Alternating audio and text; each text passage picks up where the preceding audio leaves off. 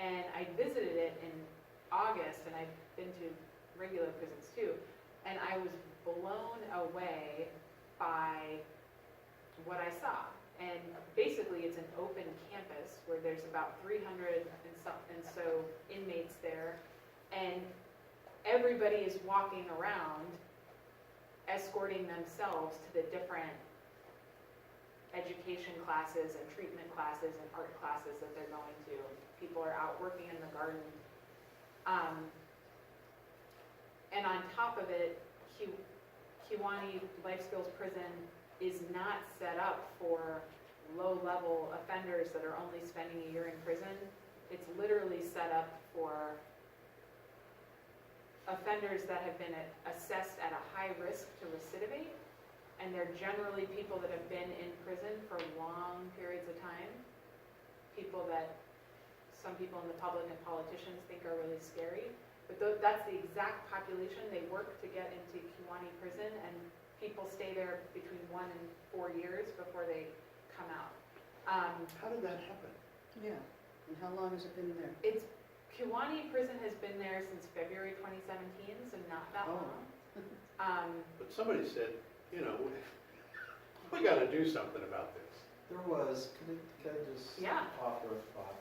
The 40-year mark really goes back to Jim Thompson. And the whole shift at that time from things like rehabilitation in corrections and the models built around that to punishment. And at that time, we shifted from indeterminate sentencing to determinate sentencing. And so we used to have full-blown parole, where you got a sentence of 20 to 35 years, and then at 20 years, minus your good time, you start, or your time down, your clock time down, you start going in front of the parole board. And then they decide when you were out, and then until that end time, you could always go back if you screwed up out on parole. But there were things going on in the system to try and rehabilitate and reintegrate. And then That when 3 strikes you're out came in?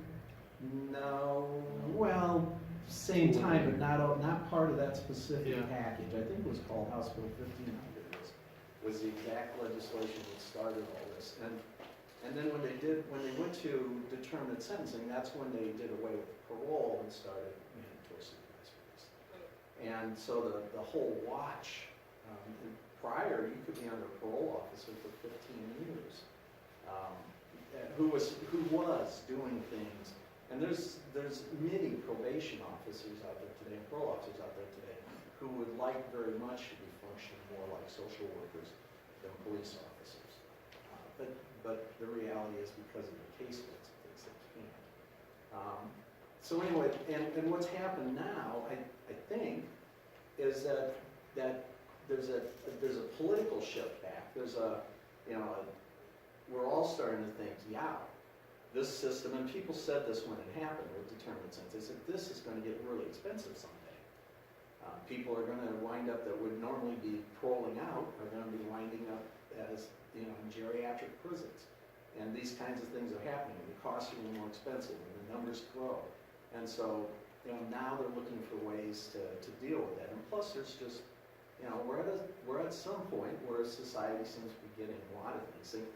Think of 3 or 4 years ago, someone had walked into a police station and said, I'm an addict, I need help. They'd walk you back to a cell and say, okay, well, let's chat first. And instead, that's not what they're doing now.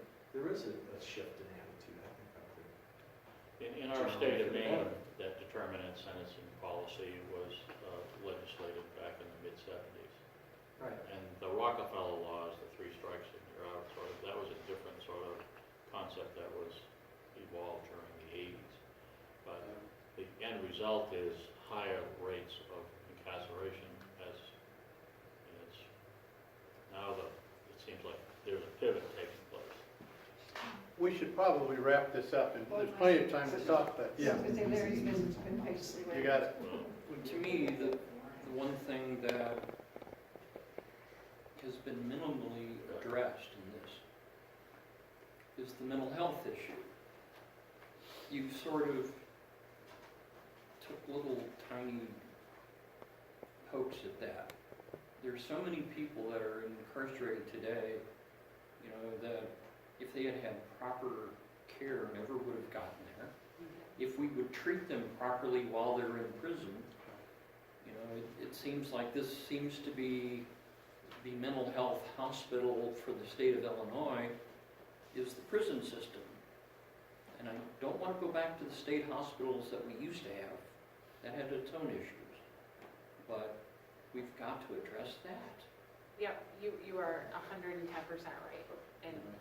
And that population is overrepresented in the criminal Hugely justice. overrepresented. And yet, if, what we need to be thinking about is if we get some success and are able to reduce the number of people we incarcerate, we have to make sure that the community infrastructure to provide people the mental health services they need is in the community, as you just said.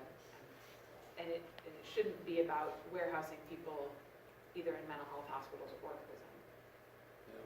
Could I quickly interject a positive note? Back in September on PBS NewsHour, there was a program by Robin Steinberg talking about this program called the Bail Project. And you can go and look online at her TED Talk, giving it, and you can go to the Bail Project online and give money towards it. I find it to be one of the most positive that I've seen because it stops it before it starts. Like you say, so many of them are just awaiting trial, and as they can't pay for it, their whole life falls apart while they're in prison. It's a cascading effect. And so by providing bail to these people, bail money, they find that it does come back. It has been successful. So I would suggest looking up the Bail Project. It is a positive way to stop The Bail the Project. Bail Project, and her name was Robin Wright Steinberg. Steinberg. Yeah, thank you, Lindsay, this has been great, it's been Thank very you. helpful to me. Excellent questions. I think two aspects of what, in your summary, you mentioned lots of different things in the community. I keep looking at that chart that you had up, and you think about all steps along the way. There are things that we want to change the norms on, and she used that term. And norms, basically, what do we expect of each other in a community or at any of those stages? And as we think about behavior change, the norms are what we're after. What do we expect? Well, how about if we expect that we provide support to people at each stage along the way with the goal of saying, a better life for you is a better life for all of us. So, anyway, this has been wonderful. I really appreciate it. I think we're blessed in the fact that you came on a Saturday to talk to us. And My pleasure. if you, just a request of you and all of you here, if we could think about, small, bigger things that we could do to see if the Redeploy Illinois program might take place in Bureau County, that's worth exploring, I think. There may be mitigating circumstances, but I think it's worth exploring. Secondly, I think each of us knows folks who are resource people for those who might get in the criminal justice system for whatever reason. And we know them personally, they're our family members. The statistics that will stick with me are those percentage of the population who either have been in the criminal justice system or are affected by it, who know somebody in prison. I'm just stunned by that. Well, so there's a lot of sin going on, but maybe if we can be more forgiving and supporting of each other, we can have a better place, better quality of life for everybody. So, thank you all.